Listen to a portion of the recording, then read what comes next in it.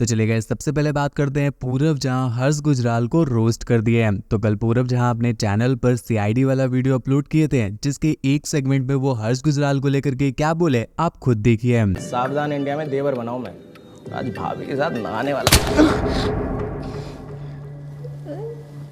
साला एक चाटा में हम यहाँ कैसे पहुंच गए? ये क्या लॉजिक है? लॉजिक? सीआईडी में लॉजिक और हर्ष गुजराल के स्टैंड अप में जोक मिलना बहुत मुश्किल है। तो चलिए अब बात करते हैं अगली अपडेट की। तो क्या मुनव्वर फारूकी और एल्विश यादव के बीच लफड़ा होने वाला है? बेसिकली इंटरनेट पर कुछ लोग ऐसा बोल रहे हैं बिकॉज अभी मुनव्वर फारूकी, एल्विश यादव और लव कटारिया को थोड़ा सा ट्रोल कर दिए हैं। वो कटारिया को लेकर के एक ट्वीट किए, कटारिया के दोस्तों के नसीब में चक्की पीसना ही लिखा है क्या? तो कैसे आपको याद होगा कि 2 दिन पहले कटारिया को नॉमिनेशन से बचाने के लिए बिग बॉस ने चक्की पीसने वाला एक टास्क दिया था। तो मुनव्वर फारूकी उसी चीज को लेकर बोले, पर चक्की पीसने का मतलब यानी जेल जाना। तो मुनव्वर फारूकी उसी चीज का रेफरेंस लेकर के वो एल्विश यादव को ट्रोल किया एंड इसके बाद वो उन्हें ट्रोल करते हुए एक स्टोरी भी लगाए। चलिए मैं आपको वीडियो दिखाता हूँ। दोस्तों मैं मजाक नहीं कर रहा हूँ। मैंने अपने दोस्त को बोला कि ब्रो शर्त लगा ले, इस बार का ना बिग बॉस कटारिया ही जीतेगा। तो मेरे को बोलता है कौन सी बैटिंग है शर्त लगाने का, मत करो यार। तो चलिए अब बात करते हैं अगली अपडेट की। तो क्या पीएम नरेंद्र मोदी एक्सपोज होने वाले हैं? तो बेसिकली कल ध्रुव राठी कुणाल कामरा के एक पोस्ट को रीपोस्ट किए थे, जिसमें काफी सारे लोग ऐसे कमेंट्स कर रहे थे। दरअसल कुणाल कामरा पीएम नरेंद्र मोदी को लेकर के एक शॉर्ट फिल्म बना रहे हैं, जिसमें वो शायद पीएम नरेंद्र मोदी को एक्सपोज करने वाले हैं। उनके ट्रेलर में पीएम नरेंद्र मोदी की काफी सारे पुरानी स्पीचेस की क्लिप्स होती हैं एंड पीएम नरेंद्र मोदी जहां से इलेक्शन लड़ते हैं यानी वाराणसी, वो शॉर्ट फिल्म वही वाराणसी पर ही बेस्ड है, जिसको लेकर वो काफी सारी चीजों के बारे में बोले। चलिए मैं आपको उसकी छोटी सी क्लिप दिखा देता हूँ। वे डरते हैं तमाम धन दौलत गोला बारूद, वे डरते हैं कि एक दिन निहत्थे और गरीब लोग उनसे डरना बंद कर देंगे। अयोध्या में राम मंदिर पर बाबरी ताला ना लगा दे। वो भ्रमित कर रहे हैं लोगों को। तो चलिए अब बात करते हैं अगली अपडेट की। तो मैक्सन वर्सेस एल्विश यादव वाला लफड़ा तो आपको याद ही होगा, उसको लेकर कितनी बड़ी कंट्रोवर्सी हुई थी। तो अभी मैक्सन एक पॉडकास्ट पे गए हुए थे जहां पर वो उस लफड़े को लेकर के काफी शॉकिंग फैक्ट्स रिवील किए। चलिए मैं आपको उसका एक वीडियो दिखा देता हूँ, आप खुद देख लीजिए। एल्विश को भी मैं 3 साल जानता था। एल्विश साथ पबजी खेलता था पूरे समय। अच्छा, आपकी पहले से बातचीत थी? हाँ, एल्विश की मेरी बातचीत 2021। तो एल्विश भाई और मैं मतलब पूरे समय पबजी खेलते थे। उनको पबजी की लत लगी हुई थी, वहाँ से हमारी अच्छी दोस्ती हो गई थी। फिर हम दुबई में मिले थे, फुकरा गया था तो मैंने उसको सपोर्ट किया। जब एल्विश आया तो मैंने ये कहा कि भाई अब दोनों भाई कोई भी जीते क्या फर्क पड़ता है। एक मिसअंडरस्टैंडिंग हो गई फैंस और मेरे बीच में, जिसमें फैंस ने मेरे को गाली देनी शुरू की, मैंने फैंस को गाली देनी शुरू की। तो काइंड ऑफ लाइक वो ना एक हिट ऑफ मूवमेंट पे मैं फिर वही हो गया।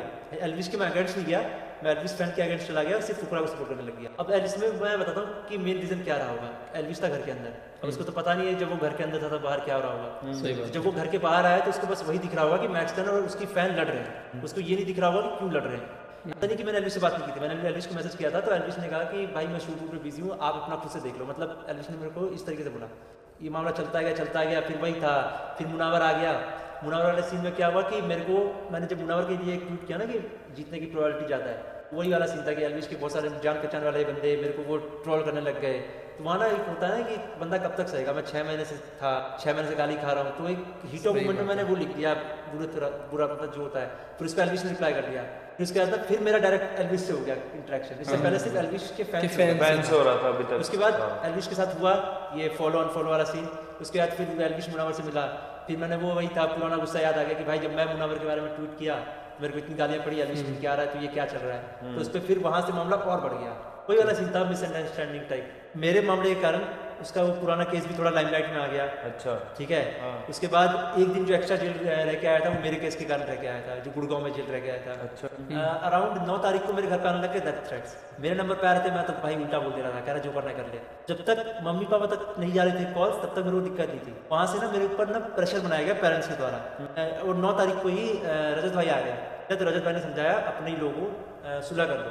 अब जब सुलह हो गई तो क्या सीन हुआ था कि थप्पड़ वाला सीन के कारण ना जो एल्विश ने मारा था उसके कारण उसका नाम बहुत खराब चल रहा था, उसको मतलब बहुत हेट मिल रहा था।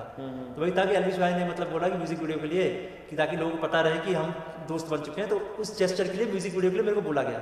फिर मेरे को कॉल आया कि थप्पड़ वाला सीन कुछ ऐड वैड करना है। मैंने कहा चलो ठीक है, अगर इससे अगर मामला शांत हो जाता है, एल्विश को हिट पड़ना कम हो जाएगा, कोई दिक्कत नहीं है। मेरे को लगा कि म्यूजिक वीडियो में अगर थप्पड़ खा लूंगा क्या ही फर्क पड़ेगा। उसके बाद जब म्यूजिक वीडियो आई ना, इसका मेरे ऊपर उल्टा असर पड़ा। एल्विश भाई के लिए हिट तो कम हो गई, पर मेरे लिए उल्टा हिट 10 गुना बढ़ गई। ठीक है, लोगों को लगा मैं म्यूजिक वीडियो के लिए कर रहा हूँ। मतलब वो जो दुकान वाला जो सीन था, वो आपने कैमरा रखा था, वो क्या था 1200 वाला, जैसे ये टेबल है ना पीछे, वो कैमरा ऐसे ही होता है, माइक के साथ ही आता है, वो टेबल पड़ा होता है। और वो जो दुकान थी वो थोड़ी सी फैशन टाइप की स्टोर थी, तो वहाँ पे सीसीटीवी लगाने की कहीं जगह, तो उसको ऐसे ही एक रखा हुआ था काउंटर पे, एक रखा हुआ था इस तरफ की, पूरे दुकान का एंगल कवर। तो मतलब वो पहले से ही रखा हुआ? हाँ, पहले से वो उसी, मतलब आपने कुछ सेट वगैरह नहीं किया था? जो कैमरा मैंने सेट किया था वो तो यूज हुआ ही नहीं। तो चलिए गाइस, अब बात करते हैं अगली अपडेट की। तो हिंदुस्तानी बाहुबली अपने इंस्टाग्राम पर एक वीडियो अपलोड किए जिसमें वो बहुत ज्यादा गुस्सा किए उन लोगों पर जो कैप्टन अंशुमन सिंह की वाइफ पर निगेटिव कमेंट कर रहे थे। गाइस, जैसे कि हमने आपको कल की वीडियो में बताया था कि अभी उनमें से एक बंदे को तो अरेस्ट भी कर लिया गया है, पर अभी काफी सारे लोग हैं जो उल्टे सीधे कॉमेंट्स कर रहे हैं। तो उनको लेकर हिंदुस्तानी बाहु क्या बोले आप खुद सुनिए। जय हिंद। हमारे देश के आर्मी के एक जवान ने, अंशुमन सिंह, उसने इस देश के लिए अपना बलिदान दिया। उसकी धर्मपत्नी के पोस्ट पे कुछ गलत कमेंट कर रहे हैं। अरे भाइयों, तुम्हारे को जरा भी कदर नहीं है। उनके वजह से आज हम इस देश में सुरक्षित हैं, और उनके बारे में, उनके परिवार के बारे में आप लोगों की इतनी घटिया सोच है। तुम्हारी इधर रह रहे हो, अगर उनके बारे में थोड़ा सा भी सम्मान नहीं है तो अपनी बताने के लिए इस देश में रह रहे हो। तुम्हारे बहन के बारे में, तुम्हारे माँ के बारे में कोई कुछ बोलेगा तो कितना बुरा लगेगा, मगर तुम लोग ना कभी किसी के नहीं हो सकते, ना ये देश के हो सकते, ना किसी के हो सकते। तुम्हारी और अच्छी तरीके से। अब बात कैप्टन अंशुमन सिंह की वाइफ की हो ही रही है, तो उनको लेकर एक और शॉकिंग अपडेट आ रही है। तो जो कीर्ति चक्र उन्हें मिला था वो उसे लेकर के अपने पेरेंट्स के घर चली गई हैं, जिसके बाद कैप्टन अंशुमन सिंह के पेरेंट्स काफी ज्यादा इमोशनल हो जाते हैं एंड वो रिक्वेस्ट कर रहे हैं कि उनके पास अभी कुछ भी नहीं है। उनका बेटा भी चला गया, उनकी बहू भी चली गई एंड एक चीज जो ऑनर उनके बेटे को मिला था वो भी वो अपने साथ ले गई है। ऐसे में उनके पास अब क्या ही बचा। चलिए वो क्या कुछ बोले आप खुद देख लीजिए। माननीय रक्षा मंत्री जी को भी अवगत करा चुका हूँ। एनओके का ये जो है ठीक नहीं है, जो निर्धारित मापदंड है, क्योंकि 5 महीने की शादी थी, कोई बच्चा नहीं है। माँ बाप के पास आज आप बात कर रहे हैं या पीछे फोटो लटकी हुई है, बस यही है। कल को वो अपना एड्रेस भी चेंज करा चुकी हैं, तो हमारे पास क्या है। तो आप जरूर ये मुद्दा बात आया था कि उठाइएगा कि इसमें एक चेंज होना चाहिए कि कल को जैसे 99 की लड़ाई के बाद हुआ था विल में 67-33%, तो इसमें होना चाहिए कि ठीक से इसकी परिभाषा हो कि एनओके की परिभाषा क्या होगी, वो परिवार में रहेगी तो क्या होगी, नहीं रहेगी तब क्या होगा, बच्चे होंगे तो क्या होगा, मदर फादर, मतलब कितने सिबलिंग्स और कितनी डिपेंडेंसी कौन छोड़ के जाता है। तो इसके ऊपर उन चीजों में संशोधन हो, ताकि ये ना हो कि पुरानी किसी प्रथा का लेकर के, जैसे कि मैं भोग रहा हूं कि आज को रेसिपेंट है ये कीर्ति चक्र की, लेकिन मेरे पास मेरे बेटे की उसमें बस्ट के ऊपर लगाने के लिए वो चक्र नहीं है और हम हाथ में भी नहीं ले पाए। तो इसमें एक रेशनल तरीके से ट्रांसफॉर्मेशन होना चाहिए।